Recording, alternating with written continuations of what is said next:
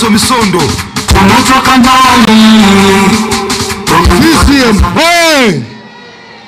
CCM hoye! Mheshimiwa Mwenyekiti, Biblia inasema kwamba ufalme wa mbingu utanyakuliwa na wenye nguvu. Kwa umati huu inadhihirisha nguvu ya CCM. Sawa sawa? Mheshimiwa Mwenyekiti, mimi naitwa Ezekia Dibogo Wenje, kama alivyosema mwenezi. Mimi mpaka juzi nilikuwa mwenyekiti wa Chadema wa kanda ya Ziwa Victoria, mkoa wa Kagera, mkoa Mwanza na mkoa wa Geita mpaka juzi.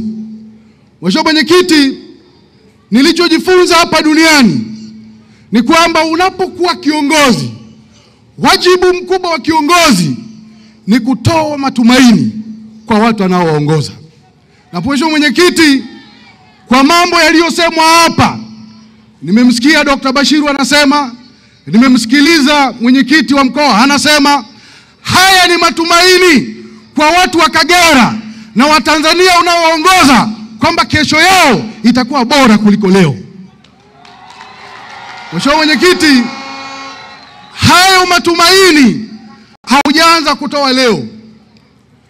Mara tu tulipoingia madarakani kama rais wa nchi yetu, sisi tulipokuwa Chadema enzi hizo, ulituita mezani kuja tuzungumze.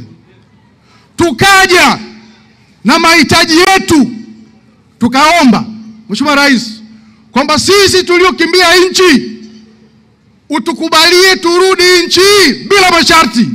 Na mimi niko hapa leo nazungumza. Mheshimiwa Rais, Mheshimiwa Rais, tulikuomba. Kulikuwepo na watu wa Chadema wengi walikamatwa baada ya uchaguzi wa 2020. Mheshimiwa Rais, wote waliachiwa. Mheshimiwa Mwenyekiti, tulikuomba mikutano ya hadhara ifunguliwe. Mheshimiwa Rais, uliruhusu mikutano ya hadhara ikafunguliwa. Bahati mbaya tukaanza kukutukana huku umeturuhusu tufanye mikutano. Mheshimiwa Mwenyekiti, na mgombe wetu wa CCM au kuishia hapo, uliunda kitu kinaitwa task force mwaka 2024. Mheshimiwa Mwenyekiti, ukaunda task force iliyoongozwa na Profesa Mkandala na Ahmad Rashid akawa, ukatuomba, iliundwa na vyama vya siasa vyote Tanzania na watu mbalimbali, ukatuomba tulete mapendekezo ya nini tunataka yarekebishwe hata kwenye sheria ya uchaguzi katika nchi yetu. Mheshimiwa Rais, sisi huko Chadema kama tunavyojua kususia na kununa, sisi hatukuja, lakini tulileta mapendekezo. Hayo mapendekezo tulioleta, moja ya mapendekezo tulioleta Mheshimiwa Rais, tulikuwa tunaomba marekebisho kwenye ibara ya 7(1) ya sheria ya uchaguzi. Na moja ya vitu tulikuwa tunaomba ni kwamba maded wakurugenzi nchi nzima wasiruhusiwe kusimamia uchaguzi. Mheshimiwa Rais, mabadiliko yalifanyika kwenye sheria, na leo asubuhi nakuja hapa nimeongea na moja ya watu wanaosimamia uchaguzi, wale wanaoangalia waangalizi wa uchaguzi, ameniambia ameenda nchi nzima, hayupo mkurugenzi hata moja wa halmashauri yoyote nchi hii anayesimamia uchaguzi leo. Na hiyo ndio kwa nataka tukiwa huko. Mheshimiwa Rais, tuliomba tukiwa huko, yalikuwa ni mapendekezo tumepeleka kwenye ile task force kwamba hakuna mtu kupita bila kupingwa. Sheria ilibadilishwa. Leo hata kama kuna mtu anamgombea lazima apigiwe kura ndio na nini na hapana. Tuliomba namna gani wapatikane wale viongozi wa Tume ya Taifa ya Uchaguzi. Sheria ile rekebishwa kwamba sasa kuna kamati ya usaili inayomshauri rais, watu independent kabisa. Lakini pamoja na haya, ndio nataka Watanzania mjue ukweli huu, pamoja na haya sisi tulikataa kushiriki uchaguzi kwa hiari yetu, kwa uoga wetu, kwa kuogopa ushindani, tukaweka mpira kwa pani, tukakimbia. CCM hoye! Mheshimiwa Mwenyekiti, naomba niseme Biblia inavyosema. Mheshimiwa Mwenyekiti, CCM hoye!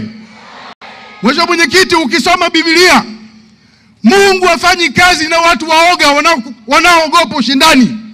Na ndio maana Mungu alimwambia Joshua kwenye kitabu cha Joshua 2 kwamba uwe hodari na shujaa, na anamkumbusha tena kuwa hodari na shujaa.